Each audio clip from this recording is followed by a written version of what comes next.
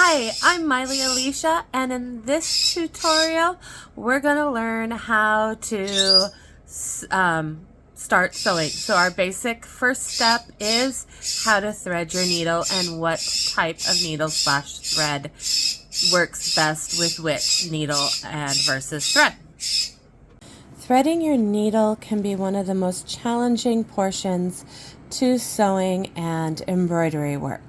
There are a lot of different types, different sizes for your needles. I have 3 of them here, and a lot of different names that mine are being magnetic.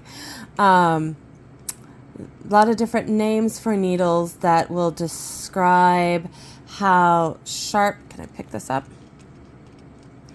How sharp your needle is, how big of an eye your needle has, and what type of metal or what type, not only metal, there's plastic, there's bone needles, but what type of material your needle is made out of. The biggest thing is, what do you have? What project are you doing with it? I would not use, so this is a lightweight fingering yarn. I would not use this with the teeny tiny needle. I would drive myself nuts trying to get trying to get through that yarn through the tiny hole. Same as, sorry, I'm trying to get these to be in focus for you. I put my fingernail there.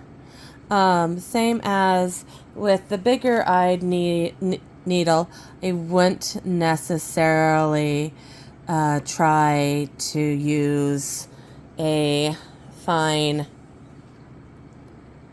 thread in there, unless it's all I had and I'm trying to do something really fast and I can't find anything. Then you just make it work. The bigger eye is going to make a bigger hole in your fabric. So if you're working with silks, you probably don't want to change the weave of your material that much, but it is up to you as the sewer. Couple of things to be able to thread your needle to talk about is, you'll see a lot of people lick it. That actually causes the fibers to swell up a bit. It does help you organize your fibers, but they get a little bit thicker, so they can cause you issues that way. I have beeswax here, which also again helps to organize your fibers, but it doesn't cause the fibers to swell. Depending on how much you use, you can get too much. The other thing that helps a lot, hidden the third needle, is a needle threader.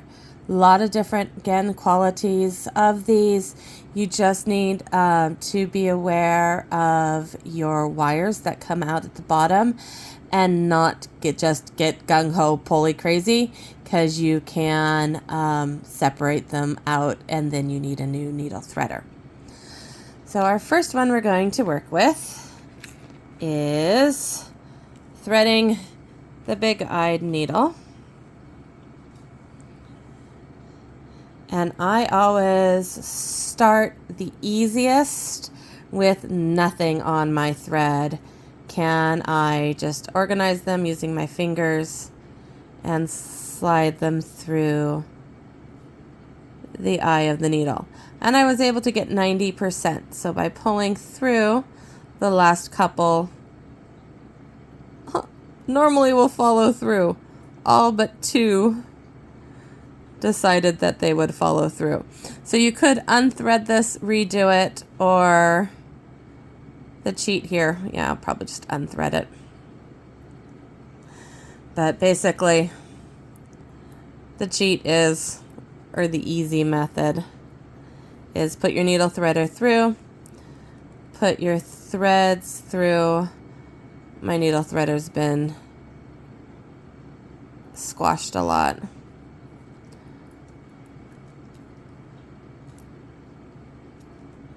but I want to put my threads through my needle threader. Come on. So you can retwist, get them a little bit so they're not going every which direction for you.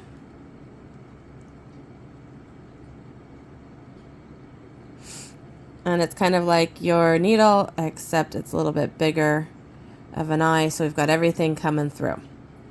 Then what I want to do is I want to pull it through the eye of my needle. I actually tend to hold the wire more than hold back here at the flower because I don't want my wire and flower to separate. And it pops through, giving you a little loop and your two tails. You just keep pulling until you've got your shortest tail through the eye. Again, this eye is a little bit big for this thread. I could go a little bit smaller. So I'll show you one more time with one of the smaller needles using the threader because it just helps with no headache.